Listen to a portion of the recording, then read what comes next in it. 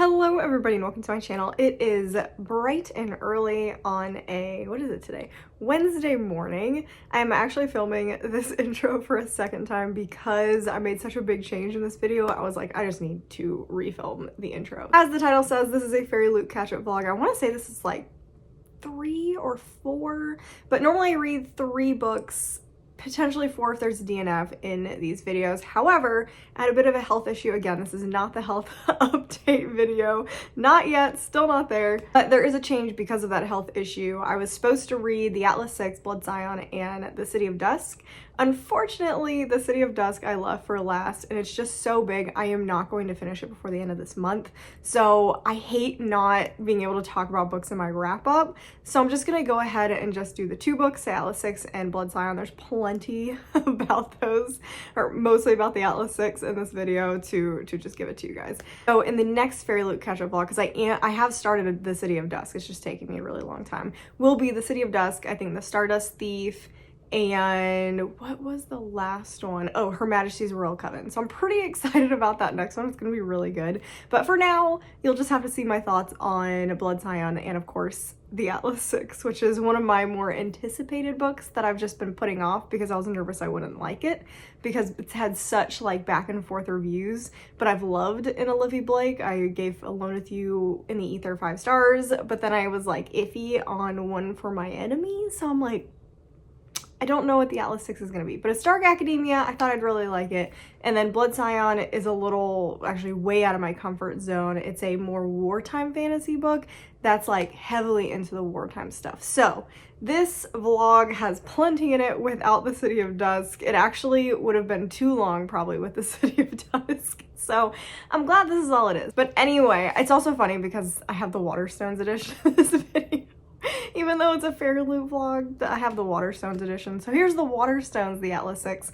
Because the Atlas 6 Fairyloot edition is white, I'm not reading that. It's my grubby fingers are going to make it gross. So we're going to be reading the Waterstones edition of the Atlas 6 and of course the Fairyloot edition of Blood Scion. So very excited. I will be reading the Atlas 6 first, which is following a group of 6 people. I was like, how many people is it? Who have been chosen for this competition thing, but they said only 5 will actually make it through, and you are following these 6 people and what they're doing and what the society is, etc. So very exciting things. And then after that we'll be reading Blood Scion, which is following our main character who has a secret ability and she is known as a Scion, but she has to hide it, and then she's conscripted into the military. So very different. 2 very, very different books, which is really nice because there's not going to be like a lot of overlap. So that's easy to get, like start one and then go into the next one instead of waiting between books. So very excited to read these for you. And of course it is spoiler free, so no worries if you haven't read either one of them. And let's get into the actual reading portion of the reading vlog. Okay, I am officially through part 1 of the Atlas 6. I didn't realize this was in parts. So that's pretty cool. I can update. I probably won't update every part because the parts actually do seem kind of short. So maybe every 2 or just kind of how I'm feeling. So that's about 41 pages that I got through. And I can definitely already see why people don't like it. There are way too many characters. Their 6 point of views is not it. I'm definitely intrigued. I don't like 90% of the characters. I think the only character I like right now is Libby. And I'm sure she's probably going to get annoying as well. But 6 points of view. 6. That is so many. Like, that's so unnecessary. But I feel like it's part of the story because supposedly only 5 are going to survive. And the 6th one dies or something happens to them. I haven't said that they actually die, but that's kind of like implied. So I don't know. I feel like that's part of the surprise of the book, is that's why they're doing like 6 point of views. So we have no idea who's going to croak at the end of the book. Or I don't even know if it happens at the end of this book. It might happen at the end of the next book or the whole trilogy. I don't know how that's gonna work because there's more than 1 book. So yeah, I don't know how much like this competition is gonna drag out into the other books, but I feel like as of right now, Libby is giving main character energy. She seems like the person we're supposed to be rooting for, I feel like. And she's already has like a built-in rival in Nico. And she seems like the main character. Her and Nico seem like they're supposed to be the main characters. There's the most backstory on them. We know the most about them already. I think their chapters were like the longest, or their chapter together was the longest. And everyone else is kind of like, I feel like Tristan also feels like a main character, but Callum and Parisa almost seem like side villains. Like they're going to cause problems, they're going to wreak havoc. So that's what I'm curious about. I don't know who, like, if everyone's supposed to be a main character or if we're supposed to just, they're almost like red herrings in there. I don't know. I'm very like, I've never read a book. Have I? I don't think I've ever read a book with this many character points of view. So yeah, I'm feeling weird about it. I'm feeling weird about it. The writing style is fine for me. Like I've said, I don't mind Olivia Blake's more in-depth writing style. It does not bother me. I gave Alone with You in the Ether 5 stars, which in my opinion is already way more in-depth than this book. That writing was very pretentious. And yeah, when I say in-depth, I mean pretentious. That writing was way more pretentious than this is already. So that's not going to be a problem because I know that is a problem for a lot of people. So that's good. But yeah, I don't know. I don't know. I don't know where this is going. I don't know. Yeah, I don't know. I'll keep updating as I feel necessary because I don't know. It's just weird. It's weird. And like I said, I can tell already why people don't like this because a little bit of the writing style, but like 6 points of view is excessive. So we'll see as the story goes along. Finally getting cold here, so I am finally getting to sit outside every morning, and I'm kind of getting a big chunk of reading done every morning because of it. Also, all the dogs in my neighborhood have suddenly started barking. I don't know what that's about. But anyway, I'm about 31% into the Atlas 6, and I don't know when to update. There's like not a good point to update. And yeah, I know it's like broken into parts, but like the parts aren't even like a good point to update. So I'm just like, when do I update? So I'm just gonna update now, and I feel like the best way, this book is so hard to talk about. And now there's a plane going over us. So I feel like the best way to describe this book, there really isn't. There isn't a good way to describe how I'm feeling reading this book. It's just exhausting. Like, I actually really like the book, but reading it is exhausting. And I think it's because there's so many points of view.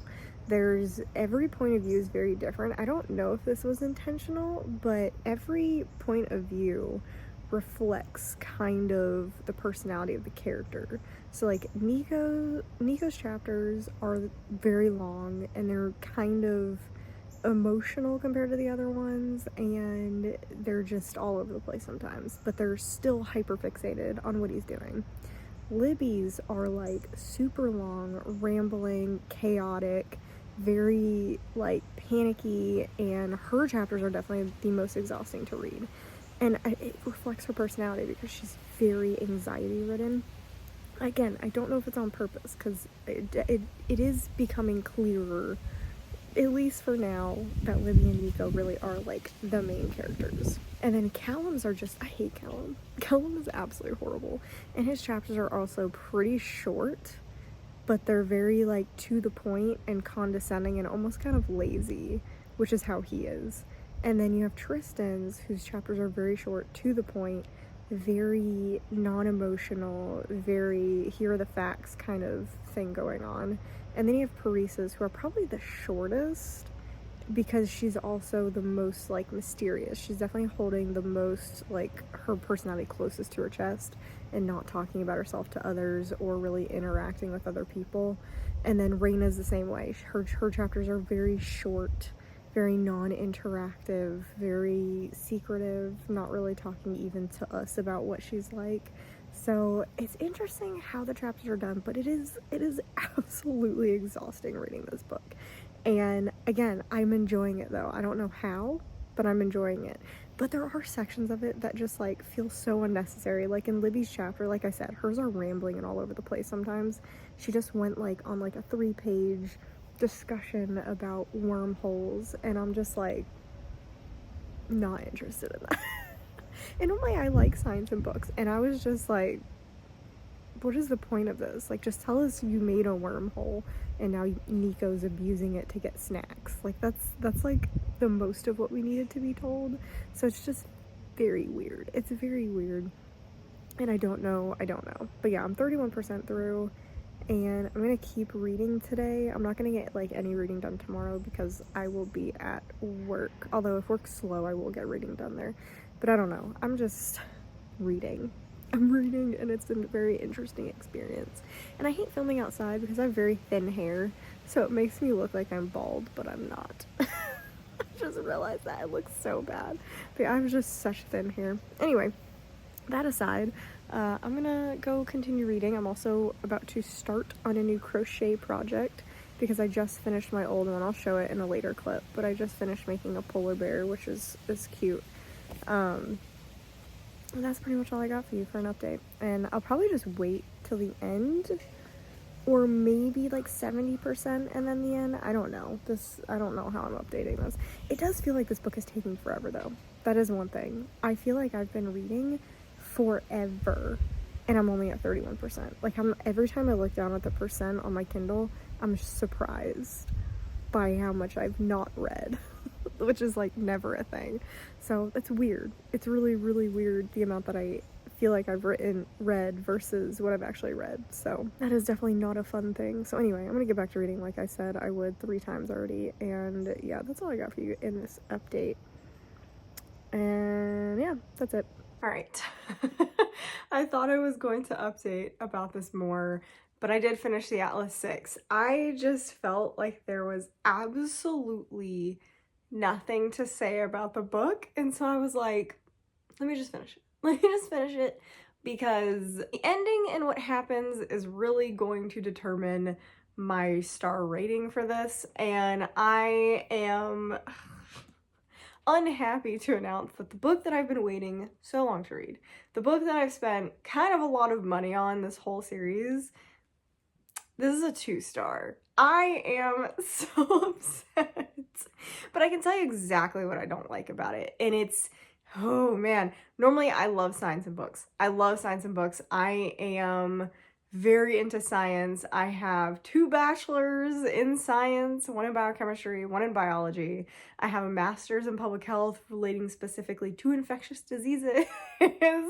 And I am currently working as a lab tech at a hospital. So very into science, and most of my research when I was in college was environmental engineering. So I was in STEM for quite a while, and yeah, I'm very into science. Very, very into science.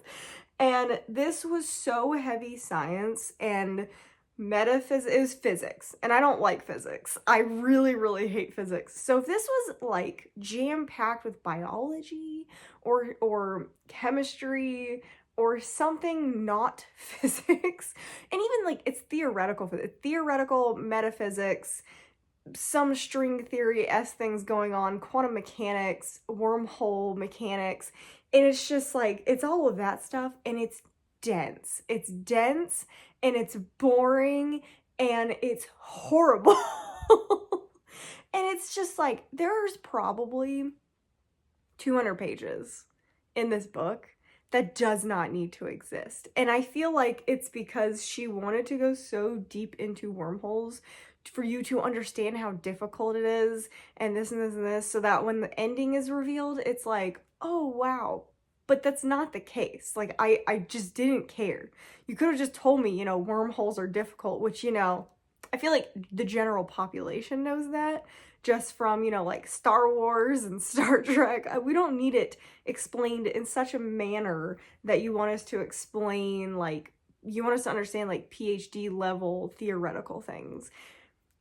No. No.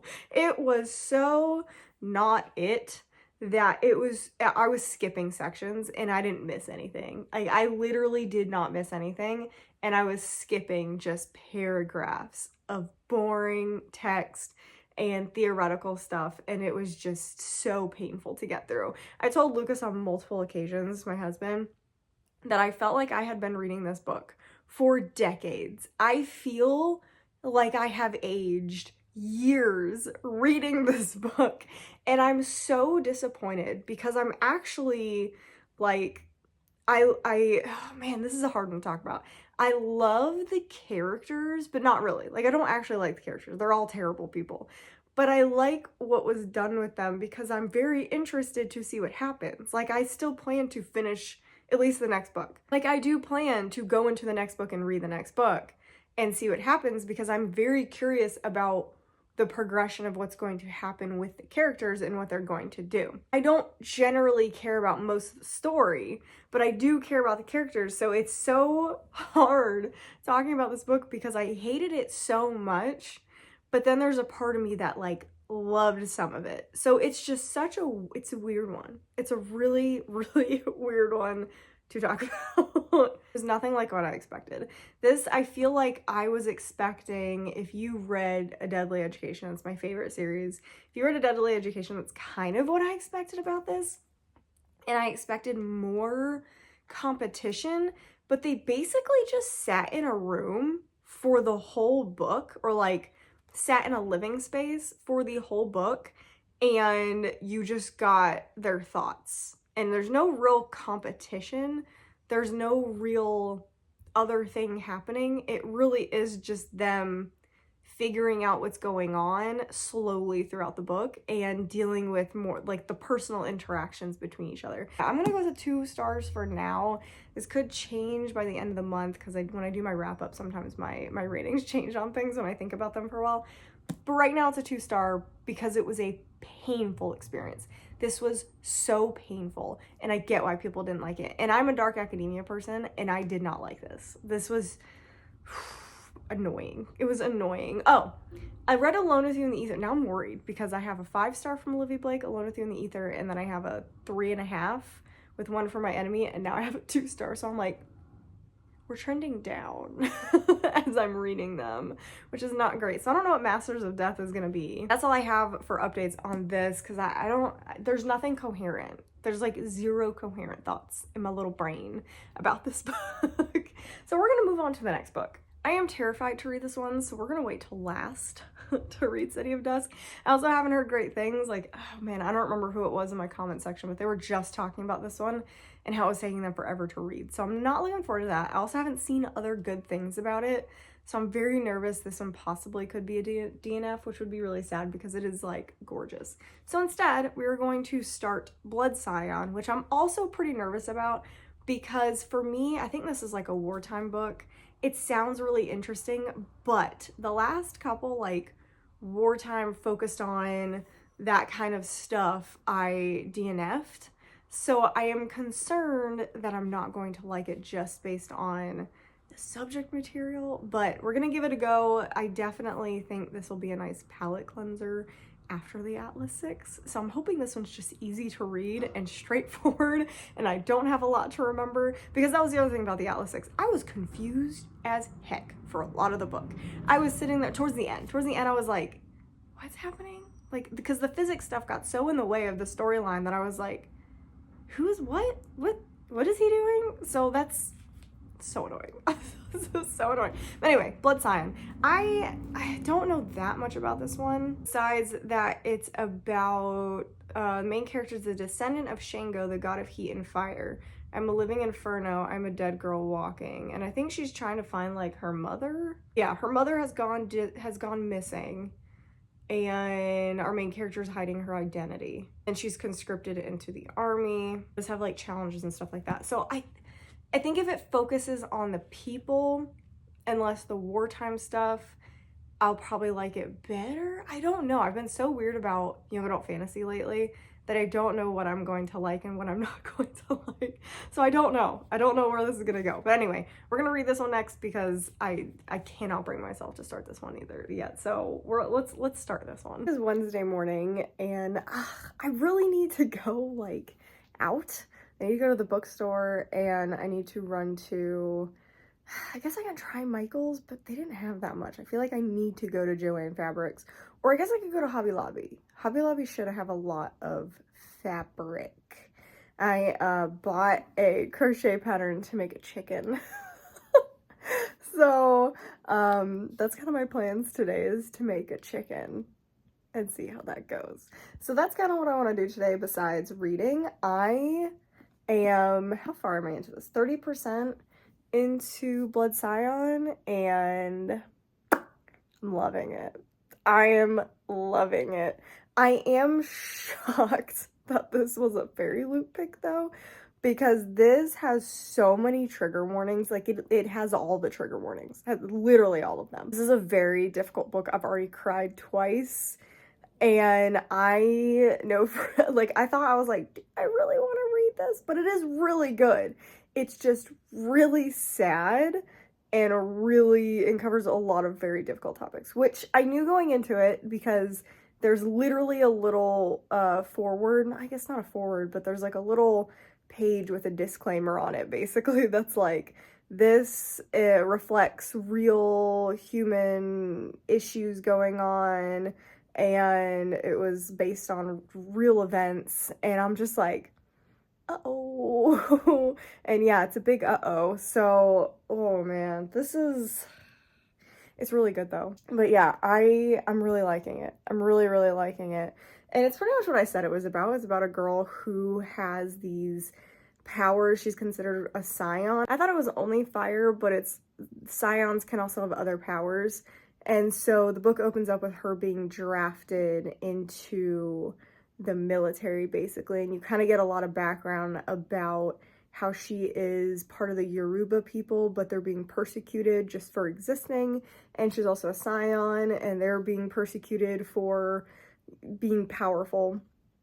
And now that she's been drafted into like this military as a child soldier, because she's 15, she has to deal with how to survive and keep her powers hidden, and trying to survive like bullies and other people who want to kill you. And the process of recruitment is like super deadly, and the actual recruiting people don't care if you actually survive, they just want you to be strong. So it's brutal. It's absolutely brutal. So I definitely, if you're thinking about reading this, definitely check trigger warnings on this one, because it's a lot, and I feel like it's just gonna get worse as the book goes on. So, but I'm really loving it. Like, I'm actually legitimately very much loving it.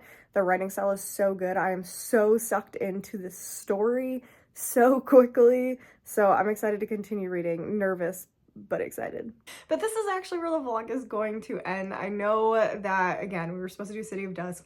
However, health reasons, I'm definitely not going to be finishing it anytime soon. I am reading it. I am working on it. It will be in the next Fairyloot thing, but it's going to take me a very, very long time. And so I figured it would just be better to read 2 books, especially the Atlas 6, because that one probably could have been a video of its own, and just put out 2 books and you guys can enjoy what I have. I don't think I updated mostly for Blood Scion, because I think I finished this and then my health problems started like literally the next day or 2 days. I don't know what I like updated on this.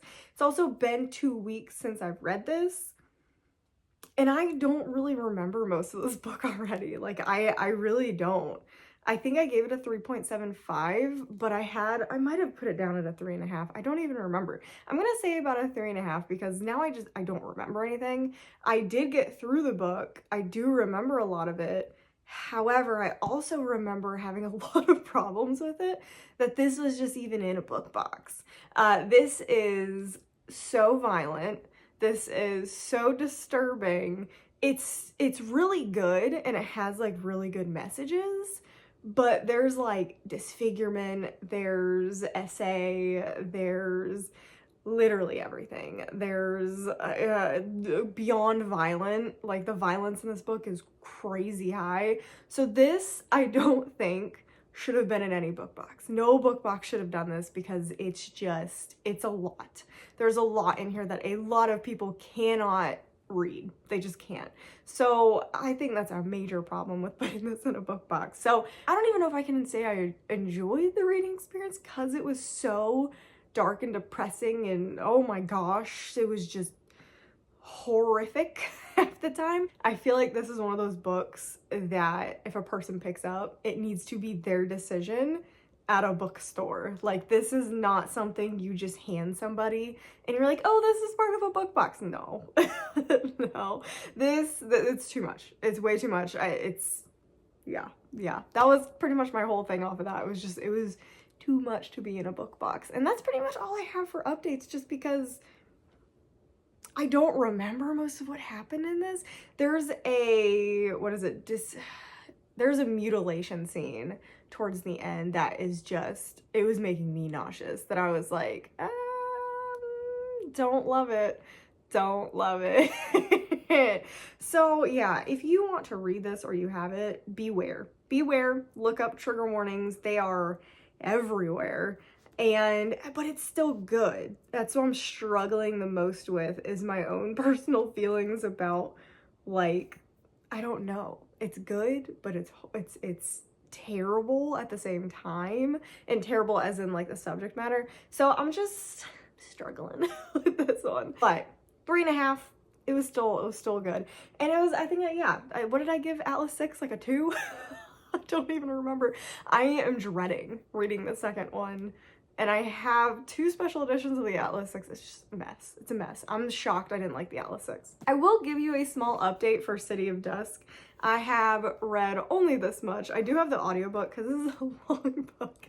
It is so long. I will say there are a few too many characters for points of view. That is something I normally have an issue with, but I am enjoying it. I'm weirdly liking the world. It is very different. It's very interesting.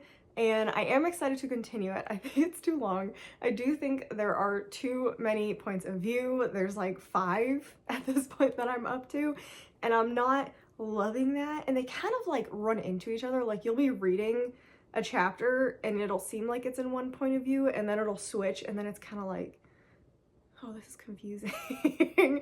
So we're gonna see how this one goes, but I am enjoying it. I am enjoying it. It's very interesting. I like the different powers in this. I like the different worlds. So this one's following, I want to say 4 main characters, because I don't think the brother is supposed to be like a main character. But we're following a bunch of different characters who are the kids of these powerful houses. And each house has like different powers, and the houses hate each other, but the kids don't. They kind of hang out, they're friends. And they're eventually going to be the rulers of these houses. They have to learn what their families do, but at the same time, there's like a magic block, so they can't actually talk to the deities of their house, and it causes a lot of problems. They can't really do their powers fully.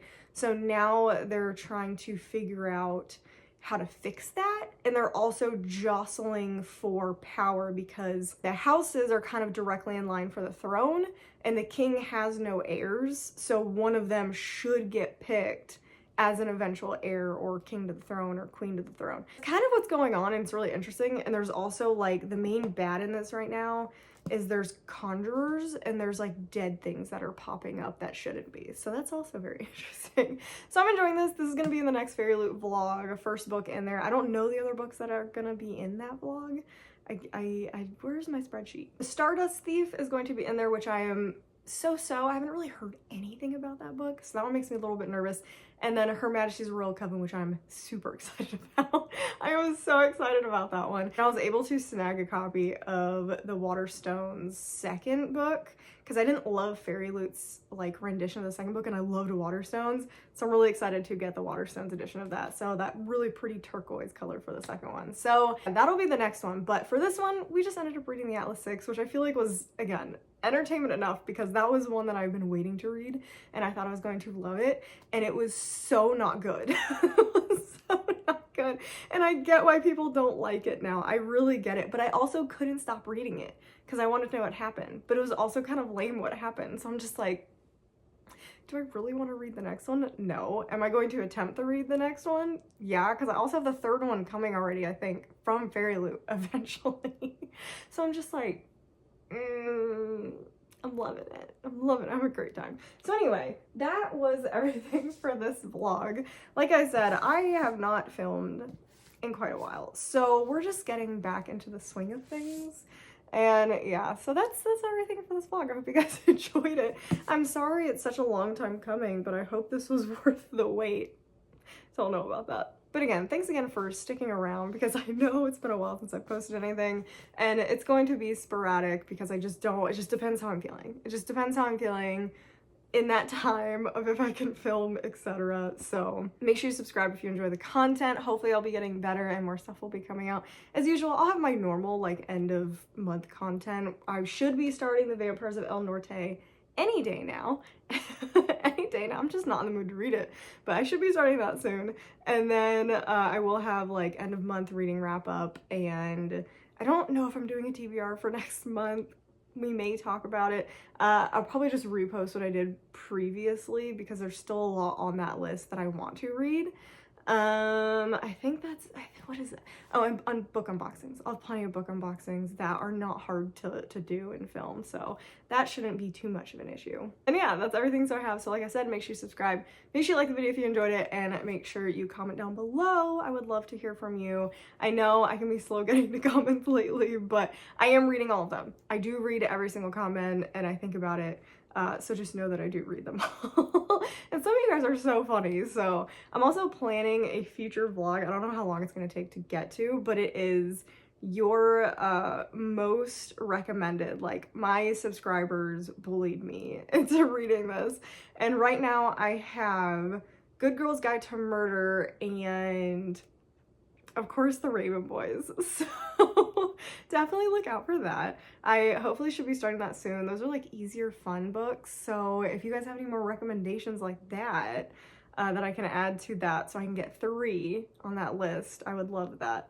But yeah, I thought that would be fun to do. Subscribers bullied me into reading it because you guys you guys in the Raven Boys comments just crack me up every single time. I feel like I have to mention Raven Boys in every video, or it will be like the video won't do well. So anyway, that's all I got for you guys. I hope you guys enjoyed it, and I'll see you in the next one.